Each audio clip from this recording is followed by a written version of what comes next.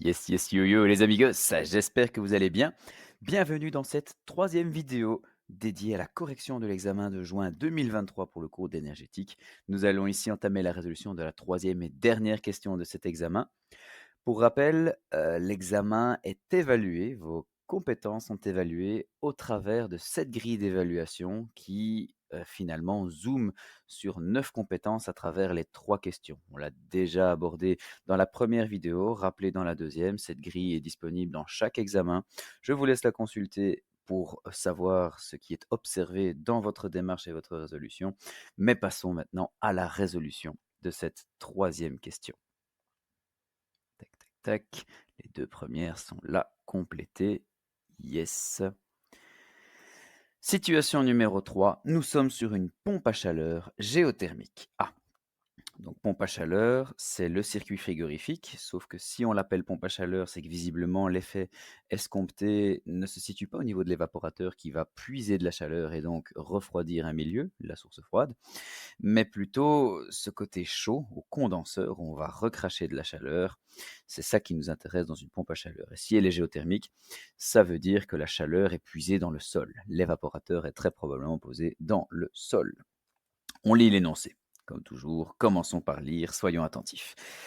Une pompe à chaleur fonctionnant selon un cycle frigorifique idéal. Ah, ce mot ici est important. Un cycle frigorifique idéal, ça suppose quelque chose d'un petit peu idéaliste, hein, d'un petit peu utopique, qu'on va détailler en traçant le cycle à un moment donné dans notre résolution pour y voir clair.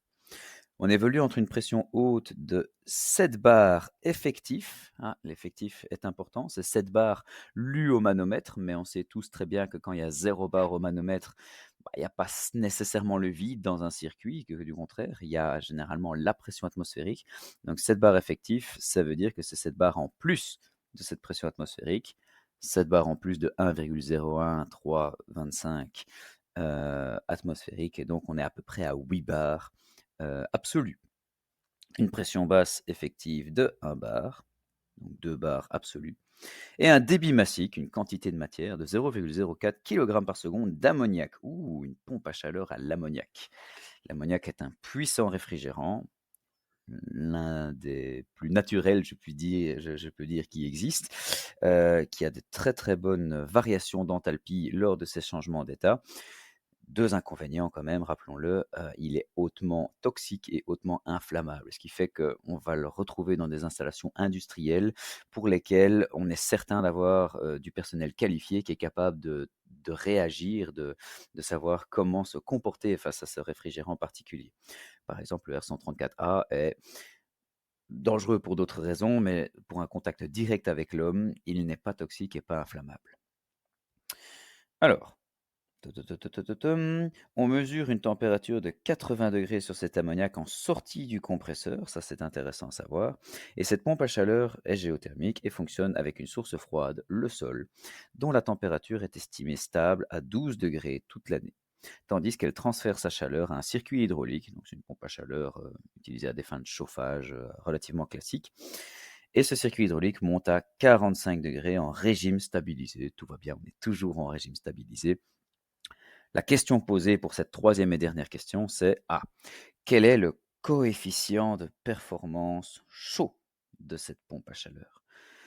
Systématiquement, la troisième et dernière question de l'examen va s'orienter à chaque fois vers les notions d'efficacité énergétique. Donc rendement thermique si on part sur une machine thermique, coefficient de performance si on passe sur une machine thermique inversée. Il peut y avoir un coefficient de performance chaud ou un coefficient de performance froid, le COP. Très bien. Comme on l'a fait jusqu'ici, commençons facile, remplissons le tableau avec les variables qui ont été annoncées. Donc, on a une pression haute.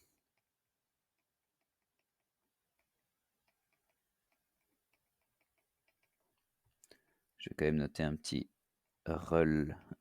relative de 7 bars. Donc ici, on va la noter pH, valeur 7 bars. Mais elle est relative, c'est très important de le garder à l'esprit. Si vous voulez, vous pouvez déjà la noter en absolu et noter que c'est à peu près 8 bars. 8,01325 si vous voulez être un petit peu taquin, mais c'est pas super important d'aller à ce point-là dans le détail. On a une pression basse.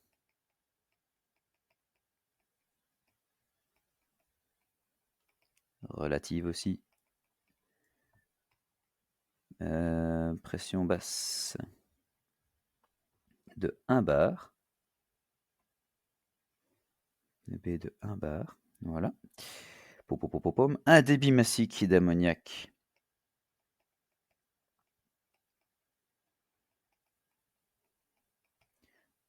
Qu'on va noter M pointé. Je rappelle que le point symbolise la variation de la variable par rapport au temps, sa dérivée temporelle, dm sur dt, mais M point c'est plus compact à noter. Ce débit massique vaut 0,04 kg chaque seconde d'ammoniac qui passe à travers une section du circuit.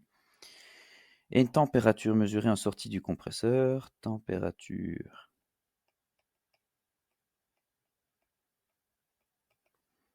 on va noter out comp,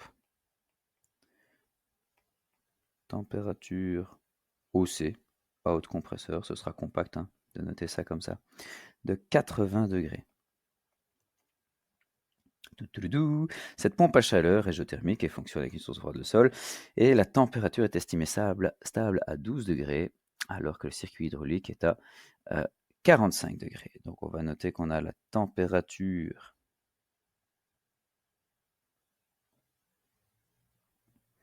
de la source froide que nous allons noter SF, source froide, température SF, température source froide, elle est à 12 degrés Celsius.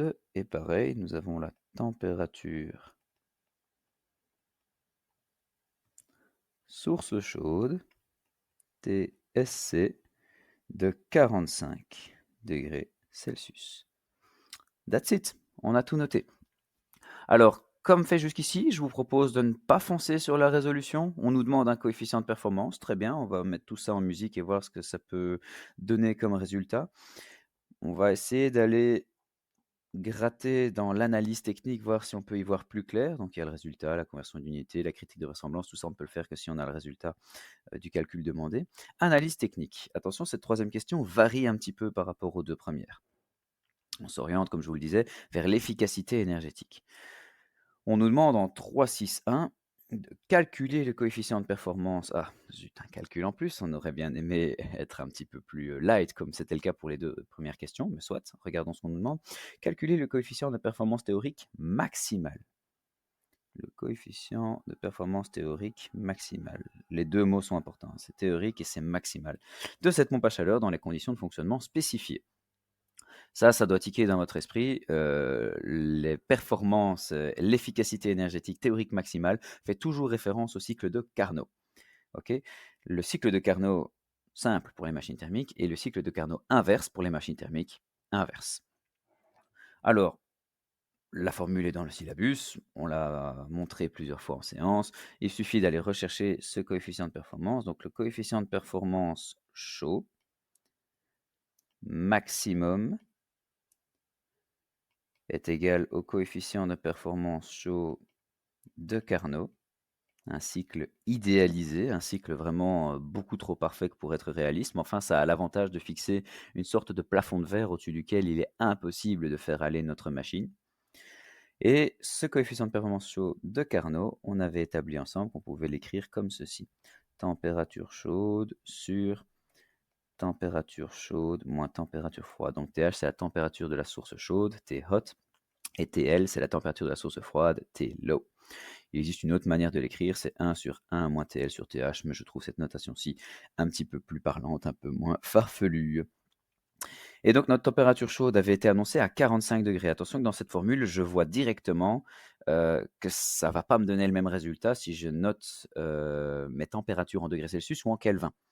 D'accord, typiquement au numérateur, là, ma température chaude, bah, j'ai 45 degrés Celsius, ok, mais donc donner tout le résultat avec 45 au numérateur ou avec 45 plus 273,15 pour avoir mes Kelvin, évidemment, je ne vais pas avoir le même résultat. En bas, peu importe, c'est une différence, c'est-à-dire que mon 273,15 rajouté à chaque température va s'annuler. Si vous avez un doute, toujours partir en Kelvin. Et donc ici, il faut absolument partir en Kelvin pour ne pas se tromper. 273,15 plus 45 En dessous, je fais la différence entre les 2. Donc moi, je ne vais pas prendre la peine de noter plus de 173,15 à chacune des températures puisque je sais que ça va s'annuler. Si vous avez un doute le jour même, n'hésitez pas à le faire, ce n'est pas faux. C'est juste un petit peu plus long et je n'ai pas beaucoup de place ici dans ma résolution avec tablette. Température chaude 45, moins la température froide, elle était de 12 degrés. Si vous faites ce calcul, vous aboutirez à un rendement de Carnot, plutôt un coefficient de performance dans ce cas-ci de Carnot, de 9,64. C'est énorme, hein. Ce coefficient de performance, je le rappelle, indique le rapport entre la chaleur dégagée par votre pompe à chaleur, hein, c'est le COP chaud, par rapport à la consommation réellement mesurée au compresseur. Enfin, réellement mesurée, en l'occurrence non ici. Et donc, ça voudrait dire ici que pour 1 kWh électrique donné au compresseur, je pourrais en théorie récupérer au maximum 9,64 kWh de chaleur côté condenseur. C'est vachement idéalisé, hein. Je rappelle quand même les ordres de grandeur. En moyenne sur l'année, le COP A, le COP annuel d'une machine réelle, on est plutôt aux alentours de 2 pour le COP froid. C'est-à-dire qu'en général, en moyenne sur l'année, une machine relativement performante, mais en tenant compte des variations de conditions de température et de pression dans l'année, on va avoir en général ce ratio de 2. Donc je donnerai 1 kWh au compresseur, je pourrais puiser 2 kWh de chaleur vers le côté à refroidir. Et le COP chaud, lui, vaut le COP froid plus 1. Rappelez-vous, c'est complètement paradoxal, mais le circuit frigorifique fait mieux du chaud que du froid. Et donc on avait même établi ça, hein, le COP chaud vaut exactement le COP froid plus 1. Et donc ici, généralement, un COP chaud réaliste, il serait de 3, 2 plus 1. Le COP froid moyen de 2 plus 1. Donc ici, le 9,64, on sent qu'il est généreux. On ne va jamais atteindre ce 9,64 en réalité, mais dans les conditions de température données de 45 degrés côté chaud et 12 degrés côté froid, je ne ferai jamais mieux qu'un COP de 9,64. C'est limité par les températures chaudes et froides. En 3.6.2, on nous demande, OK, selon quel cycle théorique de référence est fixé ce rendement? On y a déjà un peu répondu, c'est Carnot inverse.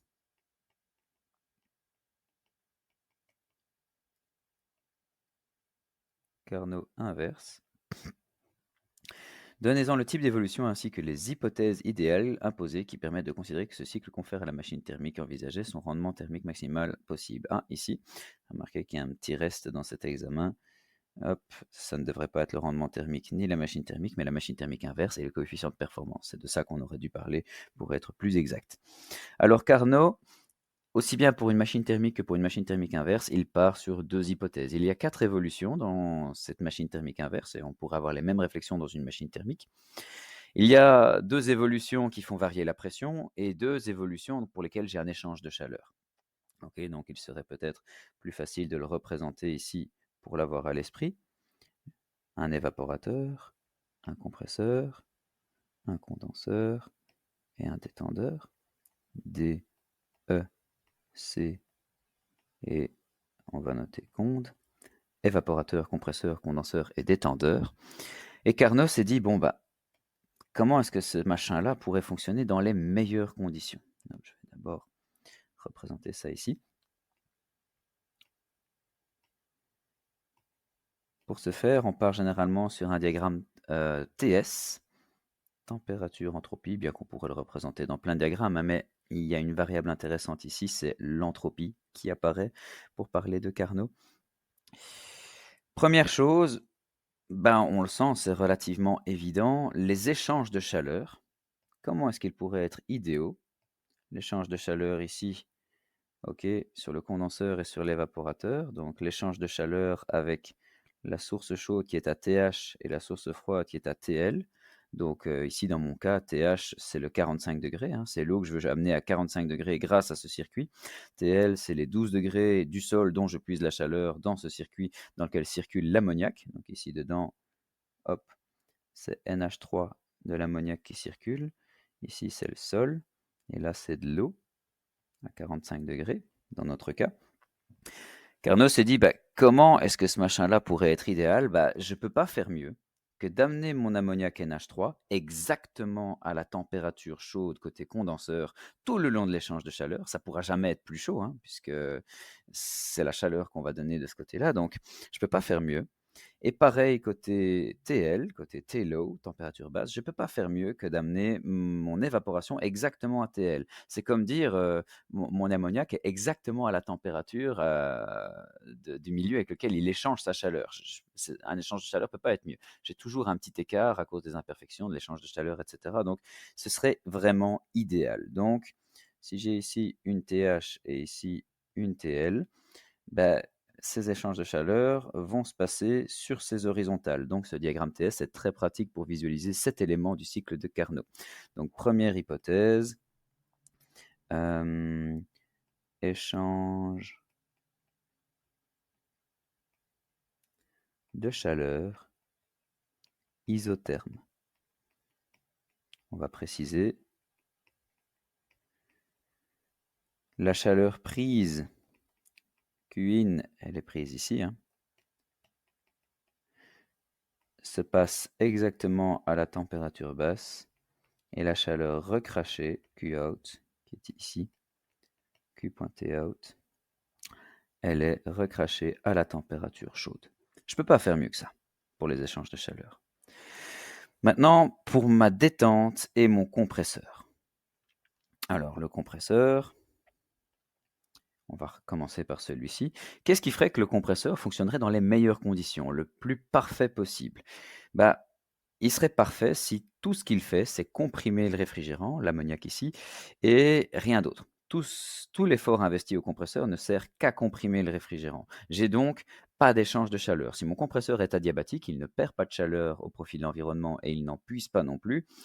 Tout l'effort investi ne sert qu'à comprimer le réfrigérant, bah, ce serait incroyable. Donc une première hypothèse, ce serait de voir que ce compresseur serait adiabatique. Compresseur adiabatique, très bien. Une deuxième chose qui le rendrait parfait, on sent que ce compresseur, ce sont des pièces mobiles, des pièces qui vont comprimer un fluide, dans ce cas-ci l'ammoniac. Il y a moyen de comprimer cet ammoniac de manière utile, mais on sent que aussi bien entre les molécules de fluide qu'entre les parties solides et liquides et gazeuses plutôt ici dans ce cas-ci, ben, je vais également avoir malheureusement des frottements. Je pourrais avoir, d'autres phénomènes dissipateurs d'énergie comme des mélanges et cetera, et donc tous ces phénomènes, on va appeler ça des irréversibilités, quelque chose qui se passe et je ne peux pas revenir en arrière. Une fois qu'un frottement a eu lieu, je ne récupérerai jamais l'énergie perdue dans un frottement. Du coup, ces 2 hypothèses-là, OK, pour le compresseur, mais aussi pour le détendeur, compression et détente, elles seraient idéales si j'ai 2 choses: adiabatique, je n'ai que des variations de pression sans échange de chaleur avec l'extérieur, Q.T égale 0, pas d'échange de chaleur, et pas d'irréversibilité type frottement ou autre. Il en existe d'autres, mais ici c'est principalement des frottements qu'on parle. Irréversibilité, non. Pas d'irréversibilité. D'accord? Alors, dans le compresseur, c'est déjà quelque chose. D'estimer qu'il y a aucun frottement, c'est pas très réaliste, il y en a dans la vraie vie. Alors, c'est une hypothèse qui peut être réaliste suivant la bonne exécution du compresseur, hein, qui peut être proche de ce qu'on observe en réalité. Par contre, là où l'hypothèse est vraiment grosse comme une maison, c'est dans le détendeur. Le détendeur, par définition, c'est un tout fin passage, à travers duquel, bah, le réfrigérant perd énormément en pression. Évidemment que ce qu'on fait là, c'est expressément une augmentation de frottement, donc on crée une irréversibilité énorme, mais volontairement. Donc ramener ça dans l'hypothèse en disant: «Il n'y a pas de frottement dedans», ça va très fortement éloigner, le circuit de Carnot inverse qui est idéaliste, par rapport à la vraie machine qui crée volontairement ces frottements dans le détendeur. Si j'ai ces 2 phénomènes, les spécialistes ont créé pour ça une variable thermodynamique qui s'appelle l'entropie, qu'on note S, et dire qu'un échange se passe de manière adiabatique et sans irréversibilité aucune, c'est dire que l'évolution se passe à entropie constante. Donc en gros, j'ai ici une certaine entropie, ici une autre, et c'est parti. Si je prends mes points 1, 2, 3 et 4, je vais venir ici de 1 à 2 si mon cycle est idéal de liquide saturé à gaz saturé, d'accord, à une certaine entropie. L'entropie, remarquons que vous le voyez ici sur le diagramme TS, elle ne peut que changer pendant un échange de chaleur. Bah oui, regardez les hypothèses qu'on a faites ici en 2. Adiabatique, je ne peux pas être adiabatique dans un échangeur de chaleur par définition. Et l'entropie va augmenter lors d'un échange de chaleur pour lequel je prends cette chaleur, typiquement dans l'évaporateur ici de 1 à 2. Le réfrigérant prend de la chaleur et donc son entropie augmente. Ensuite, la compression a lieu et on va augmenter en température, mais tout ça va se passer dans le cycle de Carnot inverse, suivant une isentropique. Pas d'échange de chaleur avec l'extérieur, pas d'irréversibilité. Avec le condenseur, on a l'évolution inverse. 3, 4. And that's it. On a dans le diagramme TS un joli rectangle. Et donc c'est sur base de ces hypothèses que Carnot a su établir la formule utilisée ci-dessus, TH sur TH moins TL, qu'on n'a pas vraiment démontré mais qu'on a utilisé. Et donc c'est sur base de ça que Carnot se dit, voilà le rendement maximum, le coefficient de performance maximum plutôt que je pourrais avoir pour une machine thermique inverse. Regardons la dernière question de réflexion ici, la 363. Ouais. L'ammoniac est-il un réfrigérant que l'on risque de rencontrer souvent dans des applications techniques frigorifiques actuelles et futures? Justifié en le comparant par exemple au Fréon. Donc Fréon est une marque, hein, on fait plutôt référence généralement au R11 quand on parle de ceci, un réfrigérant qu'on voit plus beaucoup heureusement. Et donc, est-ce qu'on va plus rencontrer l'ammoniac que le R11? Alors la réponse est oui, on va beaucoup plus rencontrer l'ammoniac dont le code de réfrigérant est R717.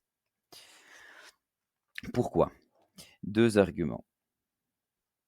Le GWP de l'ammoniac est inférieur, et vraiment bien inférieur, je vais le mettre plusieurs fois, allez, 3 fois, soyons fous, au GWP du Fréon.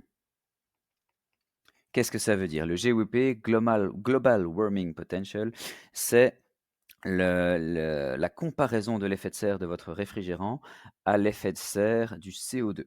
Donc on compare ceci à une tonne équivalente de CO2 rejetée dans l'atmosphère sur une durée de 100 ans. On compare l'effet du réfrigérant à l'effet de serre occasionné par le CO2 sur la même durée. Le CO2 est souvent pris comme référence pour le réchauffement climatique, donc Global Warming Potential, d'où le nom GWP effectivement. Il faut savoir que le CO2 est pris comme référence parce que c'est le gaz émis en plus grande quantité par la plupart de nos activités techniques et industrielles, mais pas que. Par exemple, en agriculture, il y a énormément de méthane qui est dégagé, hein, quand on parle d'agriculture, les vaches, etc. Par exemple, c'est pas du CO2 qu'elles rejettent directement, c'est du méthane. Et pareil, ce méthane est comparé à du CO2 en termes d'effet de serre. Eh bien, les réfrigérants ont aussi cet effet de serre.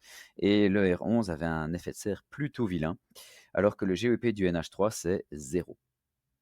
Zéro effet de serre, le NH3, l'ammoniac. Donc, c'est quelque chose qui va le propulser en avant. On a toute une série de normes et de réglementations vis-à-vis de l'environnement, de notre impact, etc. Ça ne vous aura pas échappé. Et l'ammoniac, comme d'autres réfrigérants, est un des réfrigérants mis en avant pour essayer d'endiguer le problème de réchauffement climatique en rejetant moins de gaz à effet de serre dans l'environnement. Il faut savoir que, à titre de comparaison, le R134A, par exemple, a un GEP de 1430. Donc 1 kg de R134A équivaut à peu près à 1430 kg de CO2 en termes d'effet de serre sur 100 ans. C'est quand même pas rien. Et le R11 était assez vilain aussi. Il y a un deuxième élément, et ça c'est celui qui fait que le R11 a déjà disparu alors que le R134A a pas.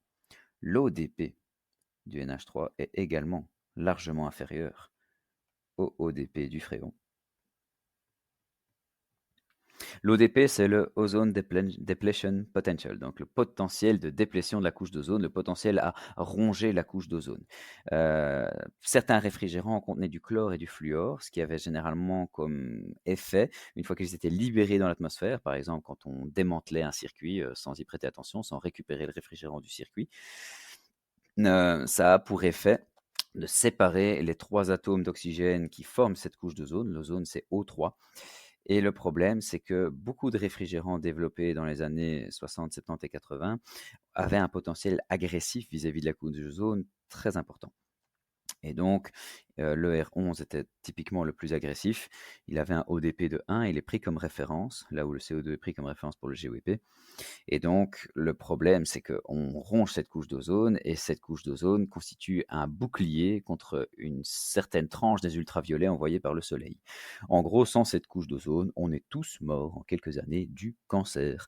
Plantes, animaux, humains, tout ce que vous voulez. Et donc, en gros, c'est pas mal de la garder, cette couche d'ozone. Et protocole de Kyoto, etc. oblige. On s'en est rendu compte sur base d'anecdotes qui sont données dans le syllabus. Et heureusement, les réfrigérants qui avaient ce potentiel un peu agressif, donc qui étaient plutôt fluorés et chlorés, on les a éliminés assez rapidement. On a trouvé d'autres solutions. Actuellement, il y a très peu de réfrigérants en fonctionnement dans des installations qui ont un ODP supérieur à 0. L'ammoniac aussi a un ODP de 0. Donc GWP de 0, ODP de 0, c'est vraiment un candidat idéal par rapport à toutes les impositions environnementales qui pèsent sur le domaine du froid et des pompes à chaleur. On a donné pas mal de temps cette fois-ci sur la dernière partie, donc là on va sans plus attendre foncer vers la résolution. Qu'est-ce qu'on nous demandait déjà au départ? Donc on avait cette pompe à chaleur, on avait une pression haute, une pression basse, un débit d'ammoniac, une température en sortie de compresseur, une température basse, une température haute, et on nous demandait le coefficient de performance chaud. On vient de calculer le coefficient de performance de Carnot. Oui, mais quel est le vrai coefficient de performance? Alors, en tout cas, celui mesuré avec ce qui nous est donné là. Que vaut le COP chaud? De base, le COP chaud, c'est l'effet utile sur la consommation. L'effet utile recherché en chaud, c'est la chaleur Q pointé out recrachée au condenseur par rapport à la puissance consommée au compresseur. Bien. Pour nous aider à y voir plus clair, là je pense franchement qu'un petit diagramme n'est pas de refus. Donc, on est reparti, on refait notre petit schéma. Ça nous aidera quand même à y voir plus clair. Le détendeur, l'évaporateur, le condenseur, le compresseur. Un petit diagramme, alors pH, il est quand même beaucoup plus pratique pour visualiser ce qui se passe dans le circuit frigo. Liquide, mélange, gaz. Super, on va placer nos points pour comprendre ce dont on parle. Oupsie. J'étais un peu vif pour la tablette.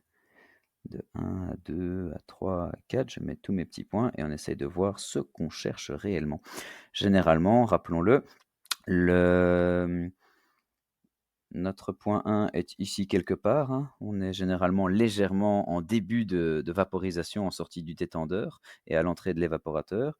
Puis on s'évapore, on s'évapore, on s'évapore. On nous a dit que le circuit frigorifique était idéal.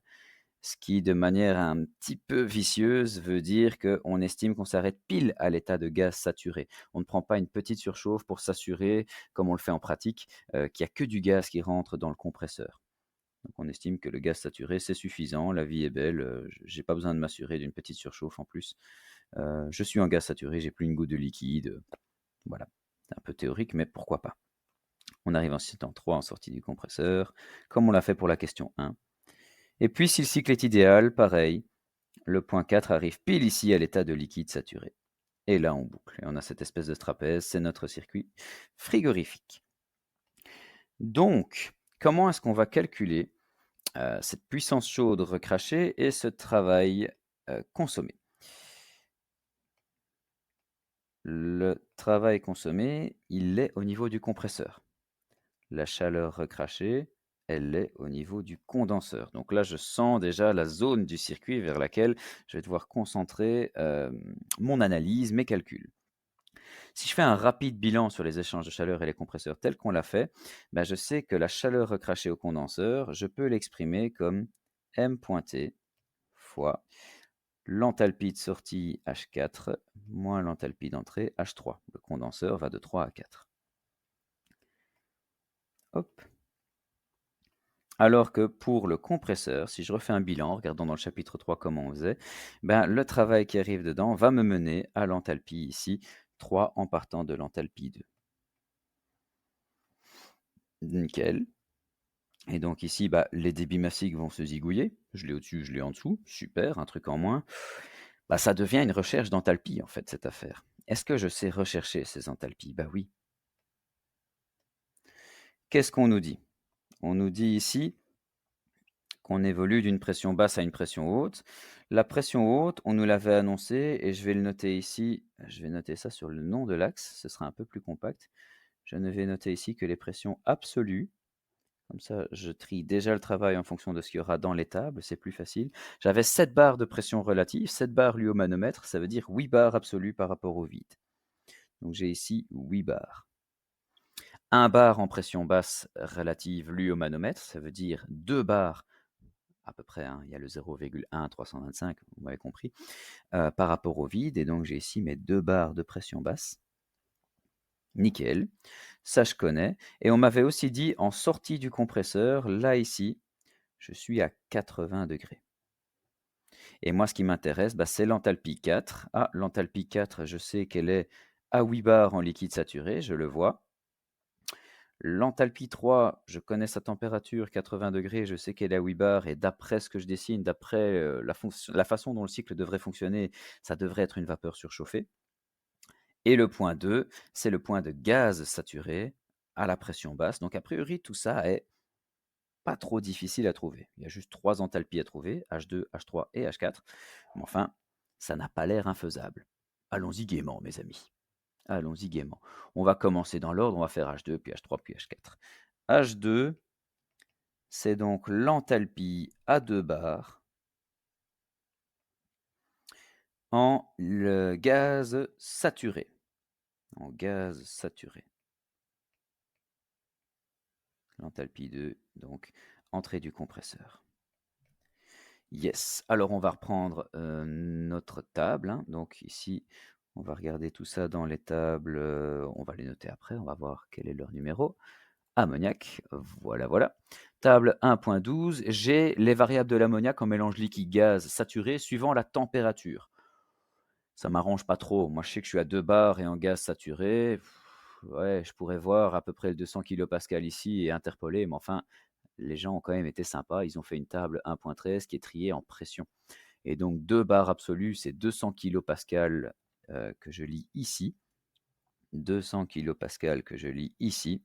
Et donc à 200 kilopascal, en vapeur saturée, j'ai 1419,31 kJ par kilogramme. Super, c'est lu. 1400, on avait dit combien? Hop.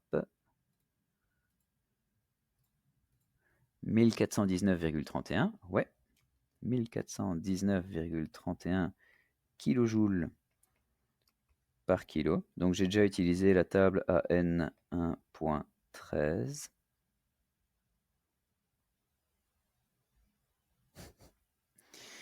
Ça c'est fait. L'enthalpie 2, yes yes yo yo, c'est trouvé. Enthalpie 3. L'enthalpie 3, je sais que je suis à 8 bars en sortie du compresseur, 8 bars absolus par rapport au vide, et que je suis également à 80 degrés dans les vapeurs surchauffées. Donc ça, je ne vais pas le trouver dans la table des mélanges, hein. Je ne vais pas pouvoir rester ici, dire que je suis en mélange liquide-gaz. On va s'aventurer plus loin dans les vapeurs surchauffées. 8 bars, alors c'est 800 kilopascal, mais on me l'annonce ici en méga, donc c'est 0,80 méga. Voilà, on le tient ici, 0,80 méga. On me le demande à 80 degrés. Touché coulé, on vient chercher ça ici, 1621,86.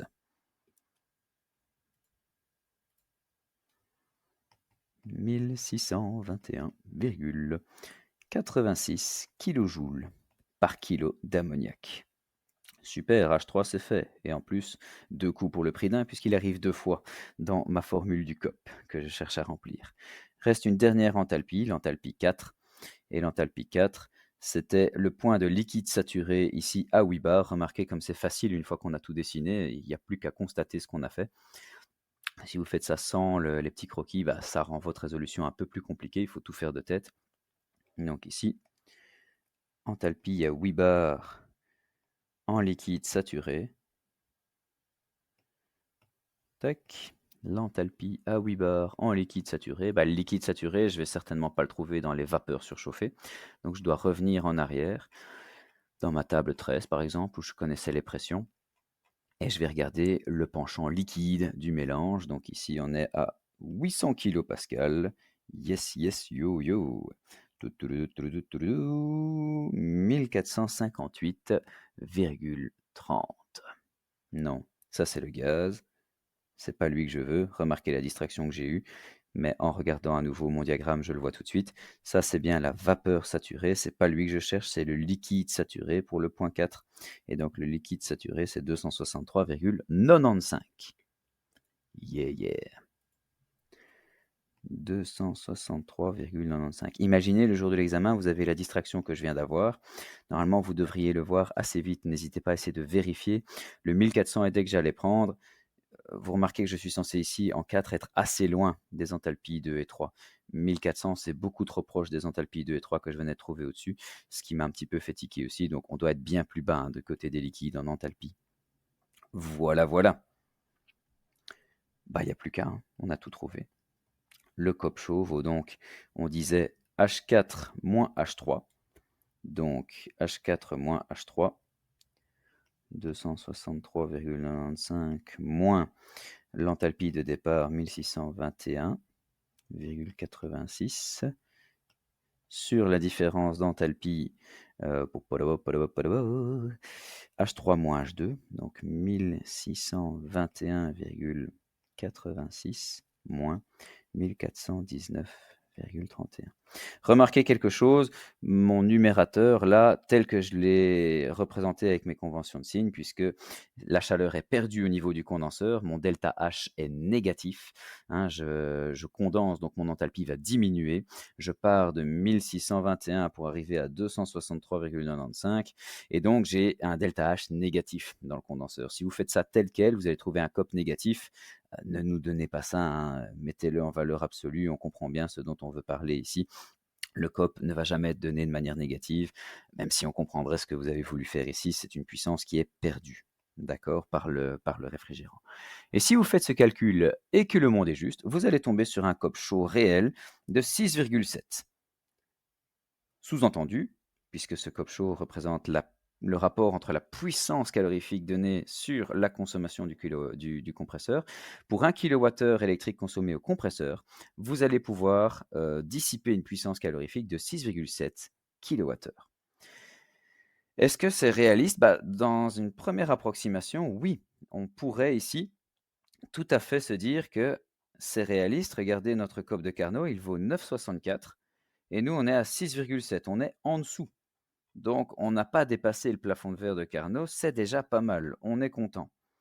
Donc, on vient ici dans notre résultat, rappel de la variable recherchée, coefficient performance chaud, le COP chaud. Sa valeur au COP chaud, moi je viens de trouver ici 6,7. On me demande ici une petite conversion, ça c'est un petit truc qu'on aime bien faire en général. Vous avez le COP chaud, on vous demande le COP froid. Oui, mais vous savez que le COP chaud, c'est le COP froid plus 1. En tout cas, vous pouvez le retrouver, on l'a fait plusieurs fois en séance et c'est donné dans le syllabus. Du coup, ici, COP froid égale COP chaud moins 1. Ce qui veut dire que votre COP froid vaut d'office 5,7. Il ne faut même pas faire le calcul. Vous pourriez, vous pourriez vérifier ce 5,7 en refaisant les rapports d'enthalpie sur l'évaporateur par rapport au compresseur, alors qu'on vient de le faire pour le condenseur ici. Mais vous allez aboutir sur le même résultat. Est-ce que c'est vraisemblant? Alors, on va donner deux arguments. COP chaud inférieur à COP chaud Carnot. Donc ici, 6,7 est inférieur à 9,64. Donc ça, ok, ça semble déjà pas mal. Maintenant, en termes d'ordre de grandeur, le COP A moyen chaud vaut généralement 3 sur l'année. Avoir 6,7 dans une condition particulière, c'est pas impossible. Une pompe à chaleur ou un circuit frigorifique va avoir des performances variables en fonction des températures, dans l'année et le fait que leurs échangeurs soient encrassés ou non à certains moments, par exemple. Et donc, il se peut que par moment, vous ayez un COP qui monte à 6-7, mais il y a des moments aussi, votre COP, il va chuter parce que les températures seront nettement moins favorables, ce genre de choses. Donc, un COP, je dirais instantané de 6,7. Ok, et on précise que ce sont de bonnes conditions au moment où on a ce COP. Bonnes conditions à ce moment-là. On va même préciser des bonnes conditions de température, principalement. Et ça y est, on a enfin fini les amis. Nous avons résolu ensemble les 3 exercices. J'espère que ces vidéos vous auront été utiles. Je vous souhaite une bonne chance pour l'examen. Entraînez-vous, venez en forme, reposez et à bientôt!